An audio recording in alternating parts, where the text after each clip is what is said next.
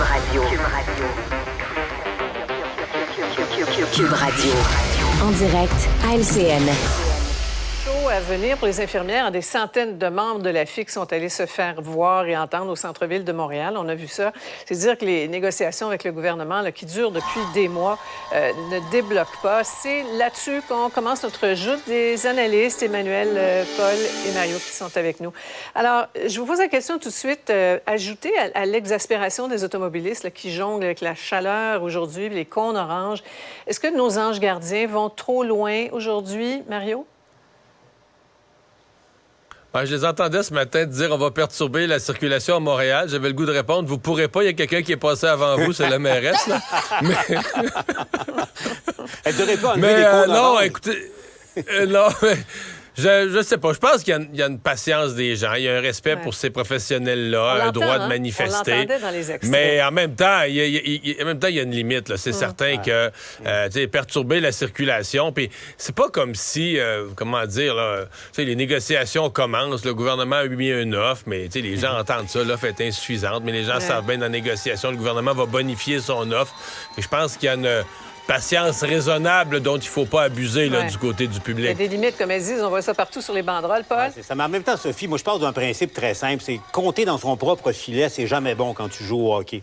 Et puis... Tu as le sentiment que c'est ça? Et parlons un peu de la tactique là, employée. On comprend la stratégie. Elles ont un énorme capital de sympathie, mais délibérément, on a annoncé qu'on va perturber la circulation à Montréal, donc compliquer la vie de bien des gens. C'est pas la fin du monde, on s'entend là-dessus. Mais il faut faire attention. J'ai posé la question à Régine Laurent, vous l'écouterez au bilan ce soir, qui a présidé ce syndicat-là, puis elle est en total désaccord avec l'esprit qui se cache derrière la décision de choisir ce moyen de pression. Oui, Manuel? Moi, Sophie, dans mon livre, on s'entend, là, ce genre de moyen de pression, ça n'a rien à voir avec les anges gardiens et ça n'a rien à voir avec les infirmières, ça a à voir avec les syndicats. Les gens qui appuient déjà les syndicats vont leur pardonner. Les gens qui ne les appuient pas ne leur pardonneront pas. Ils vont trouver ça agaçant. C'est le genre d'exercice qui n'a aucun impact sur la négociation et qui, objectivement, ça sert à quoi? Ça sert à convaincre les gens et convaincre les membres, surtout, qu'on est mobilisés. Donc, c'est un exercice pour se craquer collectivement et donner l'impression qu'il y a un rapport de force. Ce n'est que de la tactique et je pense que c'est bien loin de la réalité des infirmières et bien loin de la réalité des détails des négociations. Et Sophie, moi j'entends dans le monde syndical, justement, c'est que, justement, la base, ils sont très mobilisés en ce moment. Puis, évidemment, on voit, là, il y a un monde qui sépare les offres et les demandes syndicales, c'est une chose, mais il y a un degré de mobilisation très, très important. Les leaders syndicaux ont à gérer ça aussi en ce moment. Oui. Est-ce qu'on s'en va vers la grève? Là? C'est la question. Le ton monte, là, Mario. Oui, mais c'est pas à exclure la grève. Là. Je pense que, moi, tôt dans cette négociation-là, j'ai dit cette année, les conditions sont là pour une grève. On est en début de mandat, le gouvernement a les moyens de tenir tête. En plus, l'inflation, l'inflation, ça complique tout parce que eux veulent être compensés en disant, regarde, l'inflation a grugé notre pouvoir d'achat, mais de l'autre côté, le gouvernement veut pas se laisser Le gouvernement signe pour 3 ans, puis donc veut pas se laisser embarquer au nom de l'inflation dans des augmentations qui vont coûter cher aux contribuables. Donc, trouver l'équilibre là-dedans, c'est plus difficile que jamais. Là. À suivre. On va parler maintenant, si vous voulez bien, du phénomène de l'autobésité. On a vu ce sondage léger pour Équiterre, sur les VUS. Et là, on m'a averti que vous alliez vous crêper le chignon. Alors, on a hâte d'entendre ça et de voir ça. Notre réalisateur va nous présenter les tableaux. Il y a une majorité de Québécois, 58 qui souhaitent un encadrement plus sévère des publicités sur les VUS. Vous allez voir l'autre, 44 des répondants sont en faveur de frais d'immatriculation basés sur la taille du véhicule et 40 seraient d'accord avec l'imposition d'une taxe additionnelle sur la vente de modèles de camions légers neufs. Bon, il semble qu'il y a des idées qui font du chemin. Quelques opinions avant de vous entendre. Si ça peut aider l'environnement, oui. Il faut taxer ceux qui utilisent et qui polluent le plus. Moi, je suis quand même d'accord avec cette taxe supplémentaire. Toutes les mettre électriques, ça serait idéal. Alors, attention à vos chignons, c'est parti. On commence avec... Emmanuel, vas-y. Emmanuel, je pense, hein? Moi, je suis pas surprise que l'opinion publique bouge là-dessus. Le gouvernement continue dans cette idée qu'il va réussir à changer les habitudes des gens sans les faire payer. La réalité, elle est double. Premièrement, il y a beaucoup trop de gens qui conduisent des VUS qui n'en ont pas tant de besoin que ça. Les gens achètent des VUS pour la fois dans le mois où ils en ont besoin. Mais pourquoi tu dis ça? Parce que les gens décident qu'ils ont besoin de ce type de véhicule. Regarde sur l'autoroute quand tu rentres. Toutes les statistiques le montrent. La majorité de l'utilisation des VUS se fait dans des véhicules qui, la plupart du temps, sont vides. Ça, c'est une réalité. Numéro 2, le véhicule électrique n'est pas une panacée. C'est génial, c'est 1000 fois mieux sur la durée de vie de l'auto qu'une auto à essence, j'en suis. Mais la réalité, c'est qu'il y a un coût environnemental en termes d'exploitation minière, le cobalt, le lithium. Mais il y en a un pour les véhicules usuels. Tu sais, un véhicule usuel est fait du fer, du métal extrait de la Côte-Nord.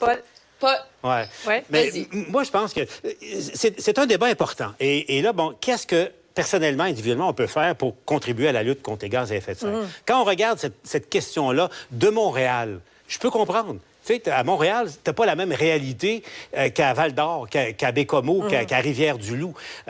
Et c'est important. Les familles de 3 enfants, Marc-André Leclerc, Yasmine le disait, elle ajoute, c'est pas un luxe pour des grosses familles. Et puis bon, quand t'es à Montréal, c'est une chose. Mais tu sais, quand t'es à Val-d'Or, quand t'es à Rivière-du-Loup ou au Saguenay, tu sais, aller pêcher ça, puis c'est commun. Mario. Aller pêcher sur un lac de tête en trottinette électrique, c'est pas commun. Ben non, mais tu peux aller pêcher en West de 3, là. Mario? Oui. Non, mais ce dont on parle, là, on parle d'un sondage qui a été fait à propos d'une campagne de publicité anti-VUS d'Équiterre. Alors, le scandale, le gouvernement fédéral a payé cette publicité. Pas payé pour améliorer le comportement, payé de la publicité d'Équiterre. Scandale numéro 1. Le 2... Moi, j'ai pas de problème qu'on dise aux gens, ayez des véhicules qui consomment moins de toutes les façons. Mais je veux dire, de dire que quelqu'un qui a un Lincoln Continental, parce que c'est une auto, ça pollue pas, versus, je sais pas, un Hyundai Kona, qui est un petit VUS, parce que on s'attaque à la carrosserie, c'est d'un ridicule consommé, mais c'est totalement ridicule. Puis Trudeau a payé pour ça. Il est là, le scandale, qu'on ait donné de l'argent à Équiterre pour faire quelque chose qui a pas de sens, qui est complètement absurde. Vous savez qu'on pourrait continuer, je pense, pendant une autre demi-heure. Et je suis impressionnée pour une fille qui se dit qu'il n'est pas de char. Emmanuel, franchement, là, tu m'épates. Alors, non, attention, elle a une voiture à essence. Quand Emmanuel vient à Montréal, elle pollue. Quand moi, je vais à Ottawa, je pollue pas. Moi, j'ai un véhicule électrique. Et toi, il faut que tu fasses 85 000 km avec ton auto avant qu'elle cesse de ça fait mal, ça fait mal. Montre-moi les études. Alors, on va à la pause, c'est dommage, hein? On vous revient, on parle du Parti conservateur du Canada dans un petit moment. Restez avec nous.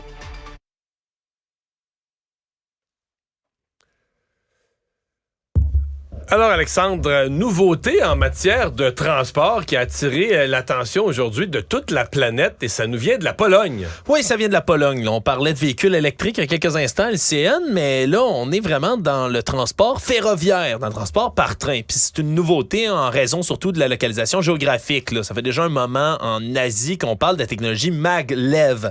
Hein? C'est lévitation magnétique, hein? C'est ce que ça veut dire littéralement. Donc, ces mots-là. c'est lévitation magnétique. Donc, on porte pas sur le rail, là, ni plus ni moins. On l'évite. Un train qui flotte de quelques dizaines de millimètres à peine. Là. C'est vraiment le concept de ces types de trains-là. Donc, on élimine la friction. On élimine complètement la friction. Ça fait que le train, avec des gros aimants, l'évite un tout petit peu et peut aller à des vitesses qui sont absolument ahurissantes. Et là, c'est la nouvelle version de l'entreprise polonaise Nevomo qui présente son MagRail et qui va dans la voie d'essai qu'ils ont réussi à faire. Là, on dépassait 500 km/h, Mario, avec ce nouveau train-là. Là. Ça va excessivement vite. Faut pas que tu frappes quelque chose ou que tu dérailles. Là. Faut pas que tu dérailles, faut pas que tu frappes quelque chose parce qu'à cette vitesse-là, il n'y a pas grand chance de survie pour qui que ce soit. Mais ce qui est différent dans celui-là, Mario, c'est contrairement aux autres voies par supraconducteur, là, des électroaimants qu'on avait dedans, qu'il faut installer un nouveau rail complètement. Là, comme c'est le cas, par exemple, là, qui avait été proposé par le Hyperloop d'Elon Musk.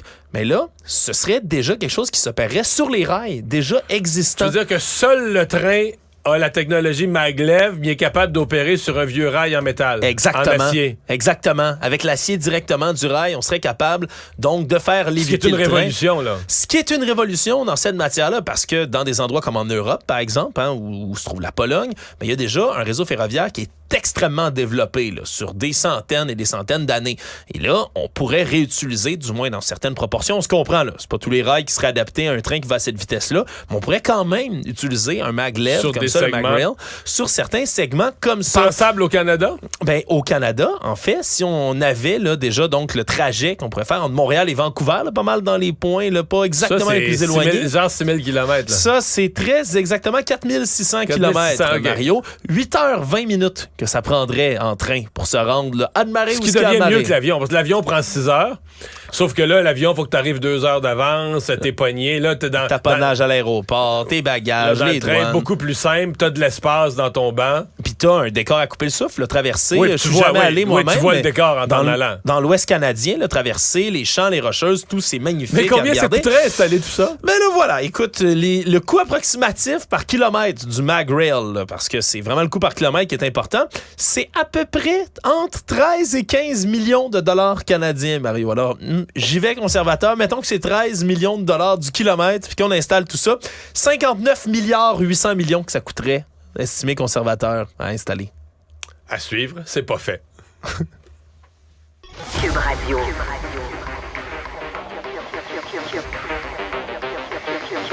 Cube Radio. En direct à LCN. Passement de coût. 0. Il faut arrêter de gaspiller l'argent. Bon, il y a question du projet de tramway et on peut presque dire ouch, là, parce qu'il y avait des petites piques là, contre certains politiciens. Le congrès du gros bon sens là, qui commence demain et bon, son chef est dans le thème, là, il ne fera pas de cadeau au maire de Québec. Hein. Pour lui, pas question de financer les dépassements de coûts du projet. Est-ce qu'il y a des messages subliminaux qu'il faut décoder là-dedans, Emmanuel? Non, il y a des messages clairs, simples et concrets d'un chef conservateur à sa base qui vont être aussi vendeurs auprès de sa base électorale à Québec, qui vont être vendeurs dans le reste du pays. Le pire de la clip, c'est quand il dit on ne dépensera pas des milliards pour des projets bâclés par des politiciens incompétents. Alors, c'est du Pierre Poilievre tout craché. Pur jus. La surenchère, l'hyperbole, le déchirage de chemise, mais qui met en même temps le doigt sur une réflexion, moi, je pense qu'il va falloir avoir à un moment donné. On est incapable de mener à bien les grands projets d'infrastructure parce qu'on est toujours pris dans des délais surréels qui mènent à une explosion des coûts. Et ça, il l'a mis en jeu de manière spectaculaire, ce débat-là, pour plaire à sa gang à Québec, très certainement froisser le maire Marchand, mais... Prenez note, je pense qu'on va y revenir. C'est intéressant de voir que M. Legault, ça ne l'a pas impressionné, pas en tout, puis ça ne l'a pas dérangé non plus. Oui, parce que M. Legault a dit que... Excuse-moi, Mario, mais M. Legault a dit que lui, il assumerait sa part du dépassement à des coûts. Mais M. Poilievre ramène une question, parce que, Mario, là, on entend tous la même chose en ce moment. Là, quand on parle d'explosion des coûts, c'est une explosion des coûts du tramway de Québec. Puis il n'y a pas personne qui a encore le chiffre réel, mais on en parlait du simple au double. C'est quand même pas rien, là. Ouais. Mario. Mais le principe général de dire, moi, je ne financerai plus de dépassement de coûts. Il va falloir que les villes et les gens qui vont travailler avec moi, là, comme premier ministre du Canada, il faudrait qu'ils s'alignent sur les coûts, parce que moi, je ne financerai pas les dépassements. Ça, c'est beau en théorie. Puis ça va chercher peut-être des votes en théorie.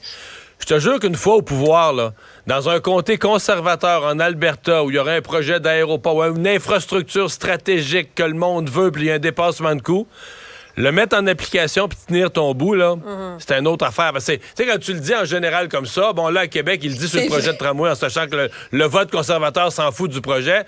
Mais l'appliquer en pratique dans tous les projets, même dans des comtés conservateurs où le monde en veut, là, faut que tu mettes tes culottes avec une ceinture et des bretelles, là. La formidable équipe du 17h, cela dit, vous propose de terminer cette joute dans le bonheur musical. Tout un événement pour les fans des Rolling Stones, ce nouvel album. Là. Quelle longévité quand on y pense, là, ce groupe mythique. C'est incroyable. Et, je ne sais pas si vous avez vu ça, il y a des internautes là, qui se sont amusés à comparer l'âge vénérable de Mick Jagger, 80 ans, avec celui de Mitch McConnell, le sénateur républicain de 81 ans qui vient de geler, d'ailleurs, il y a quelques jours. Sondage est clair. Là. Qui est Beatles, qui est Stone au sein de notre respecté panel? Là? Qui commence? Qui commence? Faut choisir. Moi, je serais plus Beatles. Si j'ai à choisir, je suis plus Beatles. Ouais, c'est ça. Mais moi, pour la musique Beatles, mais j'ai commencé à aimer beaucoup plus les Rolling Stones quand j'ai lu la biographie de Keith Richards, qui est un... Beatles pour la musique, mais le petit côté trash qu'on a tous, là, Rolling Stone au la main. Petit côté trash, toi aussi, Emmanuel? Non, moi, c'est Beatles de A à Z. Là. Je trouve qu'il y a des classiques là-dedans. Hey Jude, Eleanor Rigby. Puis Here Comes the Sun, une journée où t'es déprimé. Il n'y a rien comme pilule du bonheur pour te rendre heureux. On apprend des choses sur Il Emmanuel. est arrivé le soleil cette semaine. Let it be. Let it be. Let it be, exactement. Vous voyez, c'est universel. Mais lisez la biographie de Keith, l'autobiographie de Keith Richards. Ah, c'est phénoménal. Que ce gars-là, on parle de Jagger, évidemment, là, mais que Richards soit encore en vie, là, ça relève du miracle. Il fut un temps qu'il aurait décédé que le ministère de l'Environnement aurait interdit qu'on l'incinère, tellement il a consommé toutes sortes de choses. C'eût été dangereux pour l'environnement. Mais quel homme, quel guitariste également. Oui, d'entendre ça. Et je vous demanderai pas de chanter une petite chanson. Non. On va se laisser là-dessus. Et à demain. Merci beaucoup. Salut. Au revoir. Au revoir. Voilà qui met un terme à notre émission du jour. Merci d'avoir été des nôtres. À demain.